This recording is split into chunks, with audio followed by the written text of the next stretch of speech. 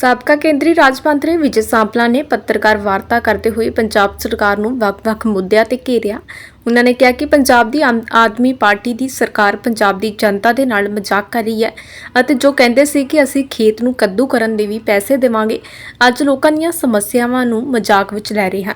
ਉਹਨਾਂ ਨੇ ਕਿਹਾ ਕਿ ਜਿਹੜੇ ਕਮੇਟੀ ਕਰਦੇ ਹਨ ਉਹ ਲੋਕਾਂ ਨਾਲ ਕੀਤੀਆਂ ਕਮਿਟਮੈਂਟ ਨੂੰ ਪੂਰਾ ਨਹੀਂ ਕਰ ਸਕਦੇ ਅਤੇ ਅੱਜ ਸਾਰੇ ਹਾਲਾਤ ਜਨਤਾ ਦੇ ਸਾਹਮਣੇ ਹਨ। ਇਸ ਦੌਰਾਨ ਉਹਨਾਂ ਨੇ ਹੋਰਨਾਂ ਮੁੱਦਿਆਂ ਤੇ ਵੀ ਚਰਚਾ ਕੀਤੀ ਅਤੇ 2024 ਵਿੱਚ ਦੁਬਾਰਾ ਮੋਦੀ ਸਰਕਾਰ ਬਣਾਉਣ ਦਾ ਵੀ ਦਾਅਵਾ ਕੀਤਾ। ਸੰਦੀਪ ਡੋਗਰਾ ਦੇ ਨਾਲ ਕੈਮਰਾਮੈਨ ਗੁਰਪ੍ਰੀਤ ਗੋਪੀ ਦੀ ਰਿਪੋਰਟ। रक्षा बंधन ਦੇ ਸਾਰਿਆਂ ਨੂੰ ਬਹੁਤ-ਬਹੁਤ ਵਧਾਈ ਔਰ ਵਿਸ਼ੇਸ਼ ਰੂਪ 'ਚ ਅੱਜ ਦੇ ਦਿਨ ਦੇ ਉੱਤੇ ਰक्षा ਬੰਧਨ ਦੇ ਉੱਤੇ ਬਹੁਤ ਵੱਡਾ ਤੋਹਫਾ ਜਿਹੜਾ ਦੇਸ਼ ਦੇ ਪ੍ਰਧਾਨ ਮੰਤਰੀ ਨੇ ਭੈਣਾਂ ਨੂੰ ਦਿੱਤਾ ਹੈ ਕਿ ਜਿਹੜਾ ਰਸੋਈ ਦੀ ਵਿੱਚ ਕੰਮ ਆਉਣ ਵਾਲਾ ਗੈਸ ਸਿਲੰਡਰ ਜਿਹੜਾ ਆ ਉਹਦੇ 'ਤੇ 200 ਰੁਪਈਆ ਜਿਹੜਾ ਆ ਉਹਨੂੰ ਸਸਤਾ ਕੀਤਾ ਹੈ ਕਿ ਆਪਣੇ ਆਪ 'ਚ ਬਹੁਤ ਵੱਡਾ ਰੱਖੜੀ ਦਾ ਭੈਣਾਂ ਨੂੰ ਤੋਹਫਾ ਕਹਿ ਸਕਦੇ ਹਾਂ। ਦੂਸਰਾ, ਕਿਉਂਕਿ ਪੰਜਾਬ ਦੇ ਹਾਲਾਤ ਨੂੰ ਜਿੱਥੇ ਦੇਸ਼ ਚੰਦਰਮਾ 'ਤੇ ਚਲਾ ਗਿਆ ਔਰ ਪੂਰੀ ਦੁਨੀਆ ਦੇ ਵਿੱਚ ਚੰਦਰਯਾਨ ਨੇ ਇੱਕ ਆਪਣੀ ਪਹਿਚਾਣ ਵੀ ਬਣਾਈ ਔਰ ਦੇਸ਼ ਦਾ ਜਿਹੜਾ ਆ ਪਰਚਮ ਚੰਦ ਦੇ ਉੱਤੇ ਵੀ ਜਿਹੜਾ ਲਹਿਰਾ ਦਿੱਤਾ ਹੈ ਪਰਚਮ, ਜਿਹੜਾ ਹਿੰਦੁਸਤਾਨ ਦਾ ਉਹ ਪਰਚਮ ਉੱਥੇ ਵੀ ਲਹਿਰਾਇਆ। ਔਰ ਅਸੀਂ ਇਹ ਵੀ ਦੇਖਦੇ ਹਾਂ ਕਿ ਵੀ ਦੇਸ਼ ਦਾ ਜਿਹੜਾ ਇਹ ਚੰਦਰਯਾਨ ਐਡਾ ਮਹਾਰਤ ਖੱਟੀ ਹੈ ਜਿਹਨੇ ਪੂਰੀ ਦੁਨੀਆ 'ਚ ਨਾਂ ਕੀਤਾ ਹੈ, ਉਹਦੇ 'ਤੇ ਖਰਚਾ ਆਇਆ 650 ਕਰੋੜ ਰੁਪਈਆ ਔਰ ਪੂਰੀ ਦੁਨੀਆ ਇਹਦੀ ਸਿਫਤ ਵੀ ਕਰ ਰਹੀ ਕਿ ਬਹੁਤ ਘੱਟ ਖਰਚੇ ਦੇ ਵਿੱਚ ਇਹ ਜਿਹੜੇ ਚੰਦਰਯਾਨ ਦੇ ਉੱਤੇ ਪਹੁੰਚੇ ਆ। ਪਰ ਨਾਲ ਜੇ ਦੂਸਰੇ ਪਾਸੇ ਅਸੀਂ ਪੰਜਾਬ ਨੂੰ ਦੇਖੀਏ ਤੇ 1200-1300 ਕਰੋੜ ਰੁਪਏ ਦੀ ਐਡ ਹੀ ਦੇ ਦਿੱਤੀ ਹੈ, ਜਿਹਦਾ ਕਿਤੇ ਪੰਜਾਬ ਤੋਂ ਬਾਹਰ ਜਾਂ ਪੰਜਾਬ ਦੀ ਕਿਸੇ ਜਨਤਾ ਦੇ ਵਿੱਚ ਕਿਤੇ ਨਾਂ ਨਹੀਂ ਹੈਗਾ। ਐਡਾ ਵੱਡਾ ਖਰਚਾ ਜੇ ਚਾਹੁੰਦੇ ਤਾਂ ਉਹ 2 ਚੰਦਰਯਾਨ ਪੰਜਾਬ ਵੀ ਸਥਾਪਿਤ ਕਰ ਸਕਦਾ ਸੀ, ਭਾਵ ਹੋਰ ਵੱਡੇ ਕੀਰਤੀਮਾਨ ਸਥਾਪਿਤ ਕੀਤੇ ਜਾ ਸਕਦੇ ਸੀ। ਪਰ ਪੰਜਾਬ ਨੇ ਐਸੀ ਕੋਈ ਸੋਚ ਨਹੀਂ ਰੱਖੀ, ਸਵਾਏ ਆਪਣਾ ਗੁਣਗਾਨ ਤਾਂ ਕਰ ਲਿਆ ਔਰ ਉਹਦੇ 'ਤੇ ਬਹੁਤ ਵੱਡਾ ਬਜਟ ਜਿਹੜਾ ਖਰਚ ਕਰਤਾ ਔਰ ਇਹ ਕਹੀਏ ਕਿ ਚੰਦਰਯਾਨ ਦਾ ਖਰਚੇ ਤੋਂ ਵੀ ਦੁੱਗਣਾ ਖਰਚਾ ਸਿਰਫ ਆਪਣੀ ਵਜ੍ਹਾ ਕਰਾਉਣ ਦੇ ਵਿੱਚ। ਔਰ ਉਹ ਜਿਹੜੀ ਆ ਪ੍ਰਚਾਰ ਪ੍ਰਸਾਰ ਆ ਜਿਹਦਾ ਧਰਾਤਲ ਦੇ ਉੱਤੇ ਕੁਛ ਦਿਖਾਈ ਨਹੀਂ ਦਿੰਦਾ। ਤੁਸੀਂ ਦੇਖਿਆ ਕਿ ਹੁਣੇ 2 ਵਾਰ ਹੜ੍ਹਾਂ ਦਾ ਸਾਹਮਣਾ ਕੀਤਾ ਹੈ ਪੰਜਾਬ ਨੇ, ਪਰ ਨਾ ਤਾਂ ਪੰਜਾਬ ਵੱਲੋਂ ਕੋਈ ਉੱਥੇ ਡਿਜ਼ਾਸਟਰ ਮੈਨੇਜਮੈਂਟ ਦੇ ਲਈ ਕੁਛ ਕੀਤਾ ਗਿਆ ਔਰ ਇਹ ਵੀ ਨਹੀਂ ਕਿ ਵੀ ਕੇਂਦਰ ਵੱਲੋਂ ਉਹਦੇ ਲਈ ਕੋਈ ਪੈਸਾ ਨਹੀਂ ਆਇਆ। ਕੇਂਦਰ ਵੱਲੋਂ 750 ਕਰੋੜ ਰੁਪਏ ਤਾਂ ਹੁਣੇ ਜਿਹੇ ਆਇਆ, ਪਰ ਇਸ ਤੋਂ ਪਹਿਲਾਂ ਹਰ ਸਾਲ ਰੂਟੀਨ 'ਚ ਡਿਜ਼ਾਸਟਰ ਮੈਨੇਜਮੈਂਟ ਦੇ ਲਈ ਆਉਂਦਾ ਰਹਿੰਦਾ ਆ। ਪਰ ਜਦੋਂ ਅਸੀਂ ਦੇਖਦੇ ਸੀ ਸਾਡੇ ਟਾਂਡੇ ਦੇ ਵਿੱਚ ਜਦੋਂ ਅਸੀਂ ਲੋਕ ਫਸੇ ਸੀ, ਅਸੀਂ ਕਹਿ ਰਹੇ ਸੀ ਕਿ ਡਿਜ਼ਾਸਟਰ ਮੈਨੇਜਮੈਂਟ ਦੀ ਟੀਮ ਭੇਜੋ, ਅਤੇ ਉੱਥੇ ਕੁਛ ਨਹੀਂ ਸੀ, ਕਿਸੇ ਕੋਲ ਬੋਟ ਨਹੀਂ ਸੀ, ਕਿਸ਼ਤੀ ਨਾਂ ਦੀ ਕੋਈ ਚੀਜ਼ ਨਹੀਂ ਸੀ। ਭਾਵ ਉਹ ਜਿਹੜਾ ਪੈਸਾ ਖਰਚਣਾ ਚਾਹੀਦਾ ਸੀ ਡਿਜ਼ਾਸਟਰ ਮੈਨੇਜਮੈਂਟ ਦੇ ਲੋਕਾਂ ਦੀਆਂ ਤਕਲੀਫਾਂ ਦੇ ਲਈ ਖਰਚਣਾ ਹੋਣਾ ਚਾਹੀਦਾ ਸੀ, ਉਹਦੇ 'ਚ ਕਿਤੇ ਸਾਨੂੰ ਕੋਈ ਵੀ ਦਿਖਾਈ ਨਹੀਂ ਦਿੱਤਾ ਔਰ ਜਿਹੜਾ ਆਪਣਾ ਕਰਤੱਵ ਹੈ ਉਹਨਾਂ ਨੂੰ ਨਿਭਾਉਣਾ ਚਾਹੀਦਾ ਸੀ, ਨਹੀਂ ਦਿੱਤਾ। ਪਰ ਹਾਂ, ਸਟੇਜਾਂ ਤੋਂ ਅਸੀਂ ਇਹ ਕਹਿੰਦਾ ਬਹੁਤ ਸੁਣਿਆ ਕਿ ਮੈਂ ਕੁਕੜੀਆਂ ਦੇ ਵੀ ਪੈਸੇ ਦਊਂਗਾ, ਮਰੀਓ ਬੱਕਰੀ ਦੇ ਵੀ ਪੈਸੇ ਦਊਂਗਾ। ਬੜਾ ਅਜੀਬ ਜਿਹਾ ਲੱਗਦਾ ਕਿ ਇੱਕ ਚੀਫ ਮਿਨਿਸਟਰ ਦੇ ਕੋਲੋਂ ਇੱਕ ਚੀਫ ਮਿਨਿਸਟਰ ਨਹੀਂ, ਉਹ ਚੀਫ ਮਿਨਿਸਟਰ ਜਿਹਾ ਲੱਗਾ ਕਿ ਉਹ ਬੜੀਆਂ ਚੀਪ ਜਿਹੀਆਂ ਗੱਲਾਂ ਕਰ ਰਿਹਾ ਸੀ। ਮੈਂ ਕੱਦੂ ਦੇ ਪੈਸੇ ਵੀ ਦਿਆਂਗਾ।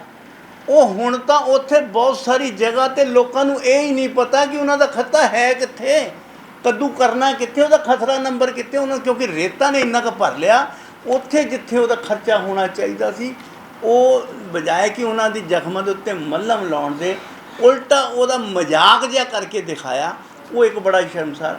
ਔਰ ਮੈਂ ਇਹ ਕਹਿ ਸਕਦਾ ਕਿ ਬਈ ਪੰਜਾਬ ਦੀ ਇਹ ਵਿਡੰਬਨਾ ਕਹਿ ਲਓ ਕਿ ਹਾਲੇ ਤੱਕ ਉਹਨਾਂ ਨੂੰ ਕੋਈ ਗੰਭੀਰ ਜਿਹੜੇ ਆ ਉਹ ਨੇਤਾ ਨਹੀਂ ਮਿਲੇ, ਜਿਹਦਾ ਕਾਰਨ ਜਿਹੜਾ ਆ ਅੱਜ ਕਮੇਡੀ ਦੇ ਨਾਲ ਲੋਕਾਂ ਨੂੰ ਹਸਾਇਆ ਜਾ ਸਕਦਾ ਰੌਣਕ ਮੇਲਾ ਕੀਤਾ ਜਾ ਸਕਦਾ, ਇੱਕ ਜਿਹੜੀ ਸਭਾ ਦੇ ਵਿੱਚ ਇੱਕ ਹਾਸਿਆ ਵਰਗਾ ਮਾਹੌਲ ਪੈਦਾ ਤਾਂ ਕੀਤਾ ਜਾ ਸਕਦਾ। ਪਰ ਸਰਕਾਰ ਚਲਾਉਣ ਦੇ ਲਈ ਸਿਰਫ ਕਮੇਡੀ ਨਹੀਂ, ਕਮਿਟਮੈਂਟ ਚਾਹੀਦੀ ਹੈ। ਕਮੇਡੀਅਨ ਨਹੀਂ, ਕਮਿਟਮੈਂਟ ਚਾਹੀਦੀ ਹੈ। ਔਰ ਇਹ ਜਿਹੜਾ ਆ ਜਿਹਦੀ ਕਮੀ ਸਾਡੇ ਕੋਲ ਰਹੀ ਹੈ। ਔਰ ਅੱਜ ਜੇ ਅਸੀਂ ਕਹੀਏ ਕਿ ਜਿੱਥੇ ਤੱਕ ਗੈਰ ਜ਼ਿੰਮੇਵਾਰੀ ਦੀ ਗੱਲ ਕਰੀਏ ਤਾਂ ਮੇਰਾ ਖਿਆਲ ਪੰਜਾਬ ਪਹਿਲਾ ਸੂਬਾ ਆ ਕਿ ਜਿਹੜਾ ਕਿਸੇ ਦੀ ਗੱਲ ਨਹੀਂ ਮੰਨਦਾ, ਜਿਹਦੇ ਕੋਲ ਕੋਈ ਸੰਵਿਧਾਨ ਦੀ ਨਾਂ ਦੀ ਚੀਜ਼ ਨਹੀਂ, ਹਰ ਚੀਜ਼ ਨੂੰ ਚੁਟਕਲਿਆਂ ਦੇ ਵਿੱਚ ਹੀ ਨਿਭਾ ਦਿੱਤਾ ਜਾਂਦਾ ਹੈ। ਔਰ ਰਾਜਪਾਲ ਦਾ ਔਰ ਦੇ ਪ੍ਰਤੀ ਇਸ ਤਰੀਕੇ ਦਾ ਰਵੱਈਆ ਰੱਖਣਾ ਕਿ ਉਹ ਜਿਸ ਤਰੀਕੇ ਦਾ ਅਸੀਂ ਰੋਜ਼ਾਨਾ ਖਬਰਾਂ 'ਚ ਪੜ੍ਹਦੇ ਹਾਂ, ਇੱਕ ਜਿਹੜੀ ਮਰਿਆਦਾਵਾਂ ਹੁੰਦੀਆਂ, ਲੋਕਤਾਂਤਰਿਕ ਮਰਿਆਦਾਵਾਂ ਹੁੰਦੀਆਂ, ਸਰਕਾਰੀ ਪਦ ਦੇ ਉੱਤੇ ਬੈਠ ਕੇ ਇੱਕ ਇੱਕ ਵਿਅਕਤੀ ਦੀ ਜ਼ਿੰਮੇਵਾਰੀ ਵਾਲੀਆਂ ਗੱਲਾਂ ਕਰਨੀਆਂ ਹੁੰਦੀਆਂ, ਉਸ ਮਰਿਆਦਾਵਾਂ ਦਾ ਖਿਆਲ ਰੱਖਣਾ ਹੁੰਦਾ, ਪਰੰਪਰਾਵਾਂ ਨੂੰ ਕਰਨਾ ਹੁੰਦਾ, ਉਹ ਕਿਤੇ ਦਿਖਾਈ ਨਹੀਂ ਦੇ ਰਿਹਾ। ਔਰ ਜਿਸ ਤਰ੍ਹਾਂ ਦੀਆਂ ਭਾਸ਼ਾਵਾਂ ਵਰਤੀਆਂ ਜਾਂਦੀਆਂ ਉਹ ਬੜਾ ਗੈਰ ਜ਼ਿੰਮੇਵਾਰ ਹੈ। ਔਰ ਤਾਂ ਸੁਪਰੀਮ ਕੋਰਟ ਨੇ ਵੀ ਹੁਣ ਤੱਕ ਕਹਿ ਦਿੱਤਾ ਹੈ ਕਿ ਭਾਈ ਤੁਹਾਨੂੰ ਸਰਕਾਰ ਤੁਸੀਂ ਚਲਾਉਣੀ ਹੈ, ਪਰ ਰਾਜਪਾਲ ਜੋ ਜਾਣਕਾਰੀ ਮੰਗਦਾ ਹੈ ਉਹ ਦੇਣੀ ਪੈਣੀ ਹੈ। ਔਰ ਜੋ ਅਸੀਂ ਦੇਖ ਰਹੇ ਹਾਂ ਕਿ ਜਿਸ ਤਰੀਕੇ ਨਾਲ ਪਹਿਲਾ ਸਤਰ ਚੱਲਿਆ ਕਿ ਰਾਜਪਾਲ ਕੁਛ ਹੋਰ ਕਹਿ ਰਹੇ ਨੇ ਔਰ ਸਰਕਾਰ ਕੁਛ ਹੋਰ ਪਾਸੇ ਜਾ ਰਹੀ ਨੇ। ਹੁਣ ਵੀ ਜੇ ਉਹਦੇ ਕੋਲ ਕੋਈ ਰਿਪੋਰਟ ਮੰਗੀ ਜਾ ਰਹੀ ਹੈ ਤਾਂ ਕਹਿੰਦੇ ਅਸੀਂ ਦੇਣੀ ਹੀ ਨਹੀਂ। ਇਸ ਤਰੀਕੇ ਦਾ ਸਰਕਾਰ ਮੇਰਾ ਹਾਲ ਪਹਿਲਾਂ ਪੰਜਾਬ 'ਚ ਕਿਤੇ ਨਹੀਂ ਆਈ। ਔਰ ਹਿੰਦੁਸਤਾਨ ਦੇ ਜਿਹੜੇ ਕਿਤੇ ਵੀ ਕਿਸੇ ਵੀ ਸੂਬੇ ਦੇ ਵਿੱਚ ਇਹੋ ਜਿਹੀ ਹਲਕੀ ਸੋਚ ਦੀ ਸਰਕਾਰ ਕਿਤੇ ਨਹੀਂ ਆਈ। ਸੋ ਇਹ ਬਹੁਤ ਵੱਡਾ ਜਿਹੜਾ ਅਸੀਂ ਇਹ ਕਹਿੰਦੇ ਹਾਂ ਪੰਜਾਬ ਦੀ ਵਿਡੰਬਨਾ ਹੈ। ਪੰਜਾਬ ਨੂੰ ਗੰਭੀਰ ਲੋਕ ਦੀ ਲੋੜ ਹੈ, ਇੱਕ ਸਿਆਣੇ ਲੀਡਰ ਦੀ ਲੋੜ ਹੈ, ਜਿਹਦੀ ਘਾਟ ਅੱਜ ਇਸ ਸਰਕਾਰ ਕੋਲੋਂ ਦੀ ਹੈ ਲੱਗਦੀ ਹੈ। ਕਿਉਂਕਿ ਜਦੋਂ ਸਰਕਾਰ ਬਣੀ ਸੀ ਤਾਂ ਬਹੁਤ ਸਾਰੇ ਲੀਡਰਾਂ ਨੂੰ ਅਸੀਂ ਕਹਿੰਦੇ ਸੁਣਿਆ ਸੀ ਕਿ ਜਿਹੜੀਆਂ ਰਵਾਇਤੀ ਪਾਰਟੀ ਜਿਹੜੀ ਪਰੰਪਰਾਗਤ ਜਿਹੜੀਆਂ ਪਾਰਟੀਆਂ ਆ ਉਹਨਾਂ ਨੂੰ ਹਟਾ ਕੇ ਇੱਕ ਨਵੀਂ ਤਬਦੀਲੀ ਲਿਆਂਦੀ ਹੈ। ਪਰ ਪਰੰਪਰਾਗਤ ਜਿਹੜੀਆਂ ਰਵਾਇਤੀ ਪਾਰਟੀਆਂ ਨੂੰ ਰਵਾਇਤਾਂ ਹੈ ਕੀ, ਸਰਕਾਰ ਚਲਾਉਣ ਦੀਆਂ ਰਵਾਇਤਾਂ ਕੀ ਹੈ ਇਹ ਪਤਾ ਸੀ। ਔਰ ਜੇ ਅਸੀਂ ਗੈਰ ਰਵਾਇਤੀ ਪਾਰਟੀਆਂ ਨੂੰ ਲਿਆਂਦਾ ਤਾਂ ਉਹਨਾਂ ਨੇ ਇਹ ਦੱਸ ਦਿੱਤਾ ਕਿ ਜਿਹੜਾ ਸਰਕਾਰ ਚਲਾਉਣ ਦੇ ਲਈ ਰਵਾਇਤਾਂ ਦੀ ਜਿਹੜੀ ਲੋੜ ਹੈ ਉਹ ਇਹਦੇ ਕੋਲੋਂ ਪੂਰੀ ਨਹੀਂ ਕੀਤੀ ਜਾ ਸਕਦੀ। ਇਹ ਅੱਜ ਜਿਹੜੀ ਲੋਕਾਂ ਦੇ ਲਈ ਅੱਜ ਬਹੁਤ ਵੱਡਾ ਜਿਹੜਾ ਵਿਸ਼ਾ ਆ ਔਰ ਬਹੁਤ ਪੰਜਾਬ ਦਾ ਬਹੁਤ ਵੱਡਾ ਨੁਕਸਾਨ ਜਿਹੜਾ ਹੋ ਰਿਹਾ, ਇਹਦੀ ਸਾਰੇ ਪੰਜਾਬ ਨੂੰ ਚਿੰਤਾ। ਦੇਖੋ ਇਸ ਤਰ੍ਹਾਂ ਦੀ ਗੈਰ ਜ਼ਿੰਮੇਵਾਰ ਸਰਕਾਰ ਚੱਲਣ ਦੇ ਨਾਲੋਂ ਦੇਖੋ ਮੈਂ ਇਹ ਨਹੀਂ ਕਹਿ ਸਕਦਾ ਕਿ ਕੀ ਕਰਨਾ ਕੀ ਨਹੀਂ, ਕਿਉਂਕਿ ਉਹ ਸੰਵਿਧਾਨਿਕ ਦਾਇਰਾ ਉਹਨਾਂ ਨੂੰ ਕੀ ਇਜਾਜ਼ਤ ਦਿੰਦਾ ਹੈ ਉਹ ਬੜਾ ਸੋਚ ਸਮਝ ਕੇ ਉਹਦੇ 'ਤੇ ਗੱਲ ਕਰ ਰਹੇ ਨੇ। ਔਰ ਉਹਨਾਂ ਨੇ ਕਿਹਾ ਕਿ ਮੈਂ ਜੋ ਵੀ ਕਰਾਂਗਾ ਸੰਵਿਧਾਨ ਦੇ ਦਾਇਰੇ 'ਚ ਰਹਿ ਕੇ ਕਰਾਂਗਾ।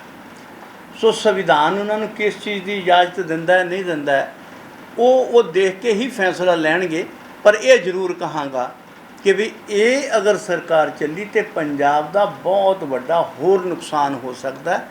ਔਰ ਅਸੀਂ ਲਾਰੇ ਤਾਂ ਬੜੇ ਸੁਣੇ ਆ ਔਰ ਇਹ ਵੀ ਕਿਹਾ ਸੀ ਕਿ 15 ਅਗਸਤ ਤੋਂ ਪਹਿਲਾਂ ਸਾਰਿਆਂ ਦੇ ਮੁਆਵਜ਼ੇ ਦੇ ਦਿੱਤੇ ਜਾਣਗੇ। ਅਤੇ ਹਾਲੇ ਤੱਕ ਤਾਂ ਕਿਸੇ ਨੂੰ ਮੈਨੂੰ ਨਹੀਂ ਪਤਾ ਕਿ ਹੋ ਸਕਦਾ ਮੈਂ ਗਲਤ ਹੋਵਾਂ, ਤੁਹਾਡੇ ਕਿਸੇ ਦੇ ਧਿਆਨ ਦੇ ਵਿੱਚ ਐਸਾ ਹੈ ਅਤੇ ਘੱਟੋ ਘੱਟ ਉਸ ਆਦਮੀ ਦਾ ਹੀ ਸ਼ੁਕਰੀਆ ਅਦਾ ਕਰਿਆ ਜਿਹਨੂੰ ਪੰਜਾਬ ਸਰਕਾਰ ਨੇ ਦੇਖਿਆ ਤਾਂ ਸਹੀ, ਜਿਹਦੀ ਸਮੱਸਿਆ ਨੂੰ ਸਮਝਿਆ। ਸਾਨੂੰ ਹਾਲੇ ਤੱਕ ਕਿਤੇ ਦਿਖਾਈ ਐਸਾ ਕੁਛ ਨਹੀਂ। ਦੇਖੀਏ ਮੈਂ ਤਾਂ ਇਹ ਕਿਹਾ ਕਿ ਵੀ ਇਹਨਾਂ 'ਚੋਂ ਕੋਈ ਗੰਭੀਰਤਾ ਸੀਗਾ ਹੀ ਨਹੀਂ।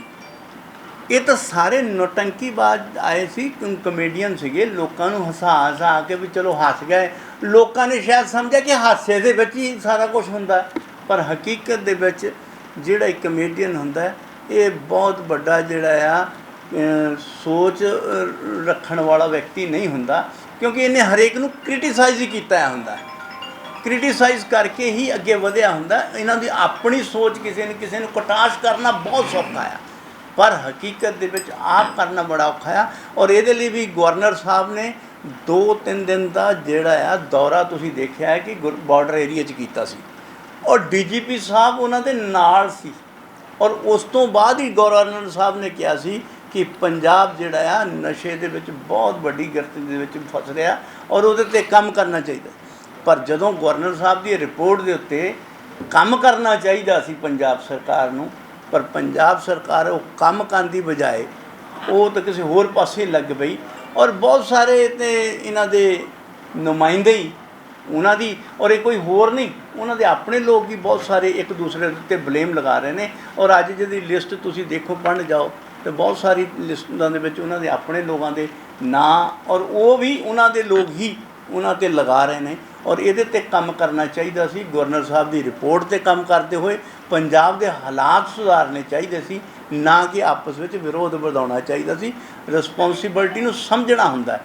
ਅਗਰ ਕੋਈ ਆਦਮੀ ਕਿਸੇ ਨੂੰ ਸਮਝਾਉਂਦਾ ਹੈ ਕਿ ਤੁਹਾਡੇ ਜਿਸ ਜ਼ਿੰਮੇਵਾਰੀ 'ਤੇ ਤੁਸੀਂ ਬੈਠੇ ਹੋ ਉੱਥੇ ਇਹ ਕਮੀਆਂ ਆ, ਤਾਂ ਉਹਦਾ ਮਤਲਬ ਹੁੰਦਾ ਹੈ ਕਿ ਅਸੀਂ ਉਹ ਕਮੀਆਂ ਨੂੰ ਦੂਰ ਕਰਨਾ ਹੈ, ਨਾ ਕਿ ਅਸੀਂ ਕਮੀ ਦੱਸਣ ਵਾਲੇ ਨੂੰ ਦੂਰ ਕਰਨਾ ਹੈ। ਇਹ ਉਲਟਾ ਜਿਹੜਾ ਹੈ, ਕਮੀ ਜਿਹੜੇ ਦੱਸਣ ਵਾਲੇ ਸੀ, ਗਵਰਨਰ ਸਾਹਿਬ ਜੇ ਕੋਈ ਉਹਨਾਂ ਨੂੰ ਸਲਾਹ ਵੀ ਦੇ ਰਹੇ ਸੀ ਤੇ ਉਹਦੇ ਤੋਂ ਹੀ ਉਹਨੂੰ ਦੂਰ ਕਰ ਰਿਹਾ ਸੀ, ਨਾ ਕਿ ਪੰਜਾਬ ਦੀ ਸਮੱਸਿਆ ਨੂੰ दूर करना। ये तो हर एक का अपना अपना मन है और कोई भी अपने अपने हिसाब से अपना अपना वो अंदाज़ लगा सकता है। मैं जो अपना जवाब दे रहा हूँ, आप अपने मन से अपने हिसाब से कोई भी जवाब लगा सकते हैं, मगर मैं पार्टी का सिपाही हूँ। पार्टी ने मुझे जहाँ कभी भी काम पे लगाया, वो काम बड़ा या छोटा नहीं होता है। एक सिपाही के लिए जो काम होता है वो करने के लिए होता है और वो करूँगा। देखिए, ये मेरे स्तर की बात नहीं है। ਇਹਦੇ 'ਤੇ ਵਿਚਾਰ ਕਰਨਾ ਜਿਹੜਾ ਹਾਈ ਕਮਾਂਡ ਜਿਹੜੀ ਆ ਉਹ ਵਿਚਾਰ ਕਰੇਗੀ। ਜੋ ਡਿਸੀਜਨ ਲੈਣਾ ਹੈ, ਅਸੀਂ ਤਾਂ ਪਾਰਟੀ ਦੇ ਵਰਕਰ ਹਾਂ। ਅਗਰ ਪਾਰਟੀ ਹਾਈ ਕਮਾਂਡ ਕਹੇਗੀ ਸਮਝੌਤਾ ਹੋਣਾ ਚਾਹੀਦਾ ਤਾਂ ਅਸੀਂ ਉਹਦੇ 'ਤੇ ਕੰਮ ਕਰਾਂਗੇ। ਅਗਰ ਉਹਨਾਂ ਦੀਆਂ ਪਾਰਟੀਆਂ, ਦੋਨੋਂ ਪਾਰਟੀਆਂ ਬੈਠ ਕੇ ਕੋਈ ਨਤੀਜੇ 'ਤੇ ਨਹੀਂ ਪਹੁੰਚਦੀਆਂ ਤੇ ਉਹਨਾਂ ਦਾ ਕੰਮ ਹੈ। ਸਾਡਾ ਕੰਮ ਹੈ ਕਿ ਆਪਣਾ ਇੱਕ ਕਮਾਂਡਰ ਦਾ ਹੁਕਮ ਮੰਨਦੇ ਹੋਏ ਫੌਜ ਨੂੰ ਆਪਣਾ ਕੰਮ ਕਰਨਾ ਹੁੰਦਾ। ਉਸ ਨਜ਼ਰੀਏ ਨਾਲ ਅਸੀਂ ਕੰਮ ਕਰਾਂਗੇ। ਦੇਖੋ, ਮੈਂ ਪਹਿਲਾਂ ਕੀ ਕਿਹਾ ਕਿ ਇਹ ਤੁਸੀਂ ਆਪੋ ਆਪਣੇ ਹਿਸਾਬ ਨਾਲ ਆਪਣਾ ਕਿਆਸਾ ਲਗਾ ਸਕਦੇ ਹੋ, ਆਪਣੇ ਆਪਣੇ ਹਿਸਾਬ ਨਾਲ ਅੰਦਾਜ਼ਾ ਲਗਾਉਂਦੇ ਹੋ, ਪਰ ਮੈਂ ਪਾਰਟੀ ਦਾ ਸਿਪਾਹੀ ਹਾਂ। ਜੋ ਪਾਰਟੀ ਮੈਨੂੰ ਹੁਕਮ ਕਰੇਗੀ ਮੈਂ ਉਹ ਕਰਾਂਗਾ। ਕਿਹਾ ਕਿ ਕਮੇਡੀਅਨ ਅਤੇ ਕਮਿਟਮੈਂਟ ਦੇ ਵਿੱਚ ਬੜਾ ਅੰਤਰ ਹੁੰਦਾ ਹੈ, ਔਰ ਉਹ ਅੰਤਰ ਜਿਹੜਾ ਆ ਉਹ ਸਾਫ਼ ਝਲਕਦਾ ਹੈ ਕਿ ਕਮੇਡੀਅਨ ਕਮਿਟਮੈਂਟ ਨਹੀਂ ਕਰ ਸਕਦਾ, ਨਾ ਹੀ ਉਹਨੂੰ ਪੂਰਾ ਕਰ ਸਕਦਾ, ਕਿਉਂਕਿ ਕਮਿਟਮੈਂਟ ਕਰਨਾ ਦੇ ਲਈ ਗੰਭੀਰ ਹੋਣਾ ਪੈਂਦਾ ਅਤੇ ਕਮੇਡੀਅਨ ਨੂੰ ਇੱਕ ਦੂਸਰੇ ਨੂੰ ਕਟਾਸ ਕਰਨੇ ਹੁੰਦੇ। ਸੋ ਇਹ ਕਟਾਸਾਂ ਦੇ ਉੱਤੇ ਔਰ ਕਮੇਡੀਅਨ ਦੇ ਉੱਤੇ ਚੱਲ ਰਹੀ ਸਰਕਾਰ ਹੈ। ਕਮਿਟਮੈਂਟ ਵਾਲੀ ਕੋਈ ਗੱਲ ਕਿਤੇ ਨਜ਼ਰ ਹੀ ਨਹੀਂ ਹੈ। ਤਾਂ ਮੈਂ ਪਹਿਲਾਂ ਹੀ ਆਪਣੇ ਉਹਦੇ 'ਚ ਗੱਲ ਕਹੀ। ਅੱਜ ਇਹ ਵੀ ਜਿਹੜੇ ਹੜ੍ਹ ਪੀੜਤਾਂ ਦੇ ਮੁਆਵਜ਼ੇ ਦੀ ਗੱਲ ਕੀਤੀ ਹੈ, ਪਰ ਸੱਤਾ ਤੋਂ ਆਉਣ ਤੋਂ ਪਹਿਲਾਂ ਇਹਨਾਂ ਨੇ ਇਹ ਬਿਆਨ ਦਿੱਤਾ ਹੈ ਕਿ ਜਦੋਂ ਕੋਈ ਆਫਤ ਆਏਗੀ ਕਿਸਾਨਾਂ ਦੇ ਕਿਸੇ 'ਤੇ ਵੀ ਆਏਗੀ, ਗਦਾਵਰੀਆਂ ਬਾਅਦ 'ਚ ਹੁੰਦੀਆਂ ਰਹਿਣਗੀਆਂ, ਉਹਨਾਂ ਦੇ ਖਾਤੇ 'ਚ ਪਹਿਲਾਂ ਪੈਸੇ ਪੈ ਜਾਣਗੇ। ਅੱਜ ਕਿੱਥੇ ਗਏ ਨੇ ਉਹਨਾਂ ਦੇ? ਮੈਂ ਤਾਂ ਪਹਿਲਾਂ ਹੀ ਕਹਿਣ ਡਿਆ ਹਾਂ ਕਿ ਫਿਰ ਉੱਥੇ ਗੱਲ ਆਉਂਦੀ ਹੈ, ਕਮਿਟਮੈਂਟ ਔਰ ਕਮੇਡੀਅਨ ਦੇ ਵਿੱਚ ਅੰਤਰ ਹੈ। ਕਿ ਕਮਿਟਮੈਂਟ ਕਰਨ ਵਾਲਾ ਵਿਅਕਤੀ ਜਿਹੜਾ ਹੈ ਉਹ ਸੀਰੀਅਸ ਜਿਹੜਾ ਹੈ ਉਹ ਕਟਾਸ ਕਰਕੇ ਦੂਸਰੇ ਦੇ ਉੱਤੇ ਕਿਸੇ ਨਾ ਕਿਸੇ ਤਰੀਕੇ ਨਾਲ ਲੋਕਾਂ ਨੂੰ ਸਿਰਫ ਟਾਈਮ ਪਾਸ ਕਰਦਾ ਹੈ। ਕਮੇਡੀਅਨ ਟਾਈਮ ਪਾਸ ਕਰਦਾ ਹੈ ਔਰ ਕਮਿਟਮੈਂਟ ਵਾਲਾ ਜਿਹੜਾ ਵਿਅਕਤੀ ਹੈ ਉਹਦੇ 'ਤੇ ਗੰਭੀਰਤਾ ਨਾਲ ਕੰਮ ਕਰਕੇ ਲੋਕਾਂ ਦੇ ਲਈ ਆਪਣੀ ਕਮਿਟਮੈਂਟ ਦਾ ਜਿਹੜੀ ਆ ਉਹ ਜਿਹੜੀ ਆ ਉਹਨਾਂ ਲੋਕਾਂ ਨੂੰ ਦਿਖਾਉਂਦਾ ਹੈ ਕਿ ਮੇਰੀ ਕਮਿਟਮੈਂਟ ਕੀ ਹੈ। ਸਰ, ਮਨਮੋਹਨ ਸਿੰਘ ਦੀ ਸਰਕਾਰ ਸੀ ਜਦੋਂ ਕਾਂਗਰਸ ਦੀ ਸੈਂਟਰ, ਜਦੋਂ ਪੈਟਰੋਲ ਦੇ ਜਦੋਂ ਰੇਟ ਵੱਧਦੇ ਸੀ ਜਾਂ ਗੈਸ ਦੇ ਰੇਟ ਵੱਧਦੇ ਸੀ ਤਾਂ ਉਹ ਸਰਕਾਰ 5 ਰੁਪਏ ਵਧਾ ਕੇ 2 ਰੁਪਏ ਘਟਾ ਦਿੰਦੀ ਸੀ। ਤਾਂ ਬੀਜੇਪੀ ਵਾਲੇ ਬਹੁਤ ਹੱਲਾ ਕਰਦੇ ਸੀਗੇ ਕਿ ਦੇਖੋ ਜੀ 3 ਰੁਪਏ ਵਧੇ ਹੋਏ ਨਹੀਂ ਇਹਨਾਂ ਨੂੰ ਦਿਸਦੇ, 2 ਰੁਪਏ ਘਟਾ ਕੇ ਇਹਨਾਂ ਨੇ ਜ਼ਖਮਾਂ 'ਤੇ ਲੂਣ ਲਾਇਆ। ਹੁਣ ਲੱਗਦਾ ਕਿ 450 ਤੋਂ 1100 ਸਿਲੰਡਰ ਹੋ ਗਿਆ, 200 ਰੁਪਇਆ ਘਟਾਤਾ ਸਰਕਾਰ ਨੇ। ਤਾਂ ਤੁਸੀਂ ਜੇ ਪੂਰੀ ਤਰ੍ਹਾਂ ਅਗਰ ਤੁਸੀਂ ਮਨਮੋਹਨ ਸਿੰਘ ਦੀ ਸਰਕਾਰ ਨੂੰ ਪੂਰੀ ਤਰ੍ਹਾਂ ਜੇ ਫੋਲੋ ਕੀਤਾ ਹੁੰਦਾ ਤਾਂ ਤੁਸੀਂ ਉਸ ਵੇਲੇ ਤਾਂ 1300 ਰੁਪਏ ਵਾਲਾ ਸਿਲੰਡਰ ਵੀ ਦੇਖਿਆ। ਜੇ ਉਹਨੂੰ ਅਗਰ ਦੇਖੋਗੇ ਤਾਂ ਫਿਰ ਤੁਹਾਨੂੰ ਇਹ ਸਵਾਲ ਜਿਹੜਾ ਉਹਦਾ ਜਵਾਬ ਆਪਣੇ ਆਪ ਮਿਲ ਜਾਏਗਾ। ਅਸੀਂ ਉਹ 1300 ਰੁਪਏ ਵਾਲਾ ਸਿਲੰਡਰ ਨੂੰ ਇੱਥੇ ਤੱਕ ਲਿਆਂਦਾ ਸੀ ਔਰ ਇਸ ਕਰਕੇ ਇਹ ਥੋੜ੍ਹੇ ਦਿਨ ਦੇ ਲਈ ਨਹੀਂ, ਮੈਂ ਅਸੀਂ ਉਹ 1300 ਤੋਂ ਸਿਲੰਡਰ ਜਿਹੜਾ ਥੱਲੇ ਨੂੰ ਆਇਆ। ਅਗਰ ਪੁਰਾਣਾ ਰਿਕਾਰਡ ਚੈੱਕ ਕਰ ਲਓਗੇ ਮਨਮੋਹਨ ਸਿੰਘ ਦੀ ਸਰਕਾਰ ਨੂੰ ਤੇ ਤੁਹਾਨੂੰ ਅੰਤਰ ਜਿਹੜਾ ਨਜ਼ਰ ਆਏਗਾ। ਸਰ, ਚਾਹੇ ਪੰਜਾਬ ਦੀ ਆਪਾਂ ਗੱਲ ਕਰੀਏ ਚਾਹੇ ਸੈਂਟਰ ਦੀ ਹੈ, ਕਿਤੇ ਨਾ ਕਿਤੇ ਰਾਜਨੇਤਾ ਜਿਹੜੇ ਉਹ ਪ੍ਰੈਸ਼ਰ ਦੇ ਵਿੱਚ ਜਾਂ ਆਪਾਂ ਕਹਿੰਦੇ ਦਬਦਬੇ ਦੇ ਵਿੱਚ, ਕਿਉਂਕਿ ਪੰਜਾਬ ਦੇ ਵਿੱਚ ਲਗਾਤਾਰ ਵਿਜੀਲੈਂਸ ਦਾ ਜਾਂ ਸੈਂਟਰ ਦੇ ਜਿਹੜਾ ਈਡੀ ਦਾ ਦਬਦਬਾ ਮਤਲਬ ਰੇਡ ਵਗੈਰਾ ਹੋ ਰਹੀਆਂ ਹੈ, ਕੀ ਤੁਹਾਨੂੰ ਲੱਗਦਾ ਵੀ ਰਾਜਨੀਤੀ ਦੀ ਇਹ ਜਿਹੜੀ ਆ ਨਵਾਂ ਮੋੜ ਇੱਕ ਲੈ ਰਹੀ ਹੈ, ਜਿਹੜੀ ਆ ਮੁੱਦਿਆਂ ਤੋਂ ਹਟ ਕੇ ਜਿਹੜੀ ਇਹਨਾਂ ਚੀਜ਼ਾਂ 'ਤੇ ਧਿਆਨ ਦੇਣਾ? ਦੇਖੋ, ਇਹਦੇ ਦੋ ਚੀਜ਼ਾਂ ਐ, ਦੋਨੇ ਪੱਖ ਨੇ, ਪਰ ਇਹਦੇ 'ਚ ਜਿੱਥੇ ਵੀ ਈਡੀ ਦਾ ਮੈਨੂੰ ਜਿੱਥੇ ਤੱਕ ਰੇਟ ਪਏ ਨੇ ਉੱਥੇ ਕਰੋੜਾਂ ਅਰਬਾਂ ਰੁਪਏ ਦੇ ਨਗਦ ਜਿਹੜੀ ਆ ਫੜੇ ਵੀ ਗਏ ਨੇ, ਦਿਖੇ ਵੀ ਨੇ।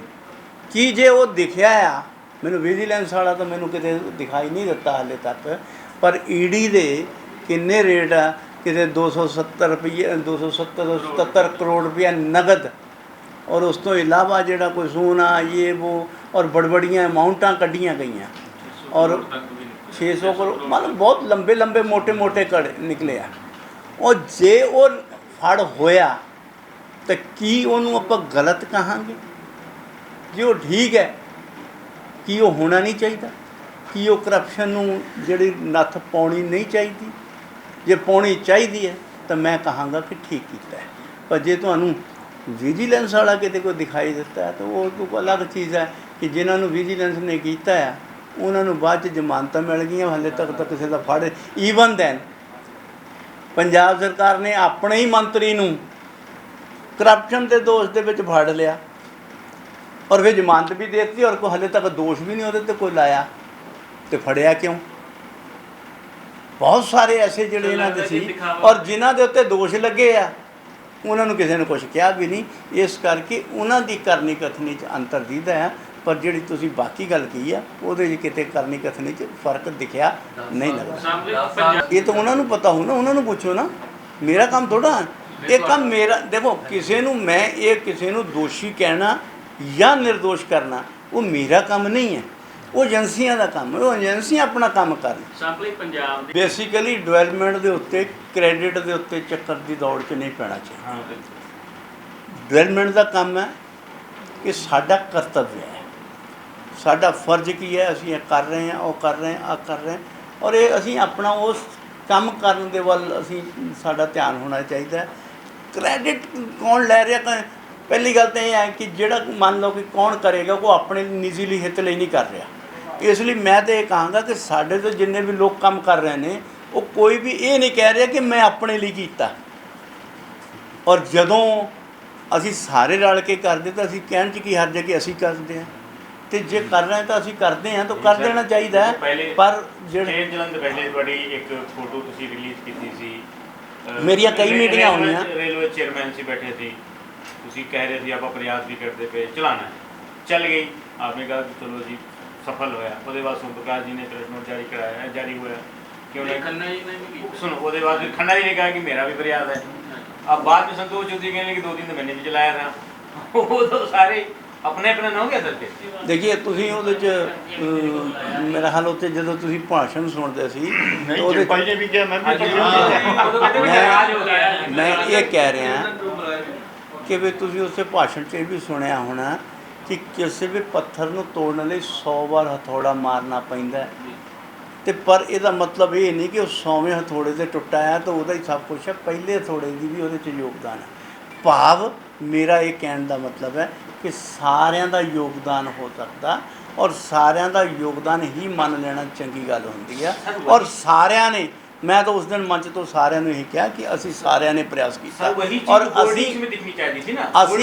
ਅਸੀਂ ਸਾਰਿਆਂ ਨੇ ਪ੍ਰयास ਕੀਤਾ ਔਰ ਇਹੀ ਕਹਿਣਾ ਚਾਹੀਦਾ। ਔਰ ਇਹ ਜਿਹੜੀ ਹੈ ਕੀਤਾ ਕਿਹਦੇ ਲਈ? ਜਨਤਾ ਲਈ। ਜਨਤਾ ਖੁਸ਼ ਹੈ, ਮੇਰਾ ਹਾਲ ਉੱਥੇ ਉਹਨਾਂ ਦੀ ਖੁਸ਼ੀ ਲਈ ਕੰਮ ਕੀਤਾ ਤੇ ट्रेन चली, जनता खुश है, मेरा हाल उत्थे सानू अच्छा सर आप ये बता दो कि होशियारपुर जो ये जलंधर वाला मसला अटका हुआ है 4 लेन वाला, ये कब तक शुरू होगा? कुछ है पाइपलाइन में? नहीं तो ऐसा बाद निकल गए कि हमने जो लगा नहीं दिया। देखिए जोर सभी लगा रहे हैं इसमें। मैंने शायद आपको पहले भी एक बार ब्रीफ किया था कि ये जो ये जड़ा ईरा कंपनी है, ईरा कंपनी जो ਇਹ ਜਿਹੜੀ ਕੰਪਨੀ ਹੈ ਕਿਉਂਕਿ ਇਹ ਕੰਮ ਛੱਡ ਕੇ ਚਲੀ ਗਈ ਸੀ ਔਰ ਕੇਂਦਰ ਸਰਕਾਰ ਇਹਨੂੰ ਬਲੈਕ ਲਿਸਟ ਕਰਨ ਦੇ ਲਈ ਉਹਨਾਂ ਨੇ ਪੰਜਾਬ ਨੂੰ ਕਿਹਾ ਹੈ ਕਿਉਂਕਿ ਇੱਕੋ ਹੀ ਪ੍ਰੋਜੈਕਟ ਹੈ ਜਿਹੜਾ ਇਹ ਪੰਜਾਬ PWD ਦਾ NRI ਵਿੰਗ ਕਰ ਰਿਹਾ। ਉਹ NRI ਵਿੰਗ ਕਹਿੰਦਾ ਨੈਸ਼ਨਲ ਹਾਈਵੇ ਵਿੰਗ ਕਰ ਰਿਹਾ ਕਿਉਂਕਿ ਪੰਜਾਬ ਹਰ ਸਟੇਟ ਦਾ ਜਿਹੜਾ PWD ਹੁੰਦਾ ਉਹਦੇ 'ਚ ਨੈਸ਼ਨਲ ਹਾਈਵੇ ਵਿੰਗ ਵੀ ਹੁੰਦਾ। ਇਹ ਇੱਕੋ ਹੀ ਸੜਕ ਹੈ ਜਿਹੜੀ ਪੰਜਾਬ PWD ਦਾ ਨੈਸ਼ਨਲ ਹਾਈਵੇ ਵਿੰਗ ਜਿਹੜਾ ਆ ਉਹ ਇਹਨੂੰ ਬਣਾ ਰਿਹਾ ਕਿਉਂਕਿ ਇਹ ਟੈਂਡਰ PWD ਵੱਲੋਂ ਹੋਇਆ ਆ। ਇਸ ਕਰਕੇ ਕੇਂਦਰ ਸਰਕਾਰ ਉਹਨਾਂ ਨੂੰ ਬਾਰ-ਬਾਰ ਕਹਿ ਰਹੀ ਹੈ ਕਿ ਉਹ ਜਿਹੜਾ ਕੰਟਰੈਕਟਰ ਹੈ ਉਹ ਜਾ ਚੁੱਕਾ ਹੈ, ਦੌੜ ਚੁੱਕਾ ਆ ਔਰ ਉਹਨੂੰ ਬਲੈਕ ਲਿਸਟ ਕੀਤਾ ਜਾਵੇ। ਔਰ ਕਿਉਂਕਿ ਜਿੰਨਾ ਚਿਰ ਪੰਜਾਬ ਸਰਕਾਰ ਉਹਨੂੰ ਬਲੈਕ ਲਿਸਟ ਨਹੀਂ ਕਰੇਗੀ, ਨਵੇਂ ਸਿਰਿਓਂ ਟੈਂਡਰ ਨਹੀਂ ਹੋਏਗਾ। ਔਰ ਉਹ ਕੇਂਦਰ ਸਰਕਾਰ ਇਸ ਵੇਲੇ ਨਵਾਂ ਟੈਂਡਰ ਕਰਨ ਦੇ ਵੀ ਮੂਡ ਦੇ ਵਿੱਚ ਹੈ।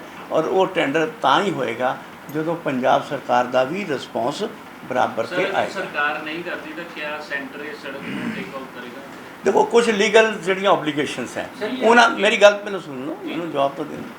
ਕੁਝ ਲੀਗਲ ਓਬਲੀਗੇਸ਼ਨਸ ਹੈ, ਪਰ ਜਦੋਂ ਅਖੀਰ ਅੰਤ ਹੋ ਜਾਏਗੀ ਫਿਰ ਅਸੀਂ ਸਾਰੇ ਜਣੇ ਜਾ ਕੇ ਤੁਹਾਡੀ ਇਸ ਭਾਵਨਾ ਨੂੰ ਵੀ ਉੱਥੇ ਪਹੁੰਚਾਵਾਂਗੇ। ਮੈਂ ਤਾਂ ਇਹੀ ਕਹਾਂਗਾ ਨਾ ਕਿ ਜਿਹੜਾ ਪੰਜਾਬ ਸਰਕਾਰ ਨੂੰ PWD ਨੂੰ ਦਿੱਤਾ ਹੈ ਤੇ ਰਿਸਪੌਂਸਿਬਿਲਟੀ ਕਿਹਦੀ ਹੈ? ਸਟੇਟ ਦੀ। ਸਟੇਟ ਸਰਕਾਰ ਦੀ, ਉਹ ਤੋਂ ਕੰਮ ਕਰਵਾਉਣਾ। ਹੁਣ ਉਹ ਜੇ ਉਹ ਬਲੈਕ ਲਿਸਟ ਉਹਨੂੰ ਨਹੀਂ ਕਰ ਰਹੇ ਤਾਂ ਕਿਤੇ ਨਾ ਕਿਤੇ ਪੰਜਾਬ ਸਰਕਾਰ ਦਾ ਰੋਲ ਹੋਏਗਾ। ਅਸੀਂ ਨਹੀਂ ਕਹਿੰਦੇ, ਮੈਂ ਕਲੀਅਰ ਨਹੀਂ ਕਹਿ ਰਿਹਾ, ਪਰ ਜਾਂ ਤਾਂ ਪੰਜਾਬ ਸਰਕਾਰ ਆਪਣਾ ਰੋਲ ਸਪਸ਼ਟ ਕਰੇ ਜਾਂ ਉਹਨੂੰ ਬਲੈਕ ਲਿਸਟ ਕਰੇ ਤਾਂ ਕਿ ਲੋਕਾਂ ਨੂੰ ਜਿਹੜੀ ਆ ਸਹੂਲਤ ਮਿਲੇ।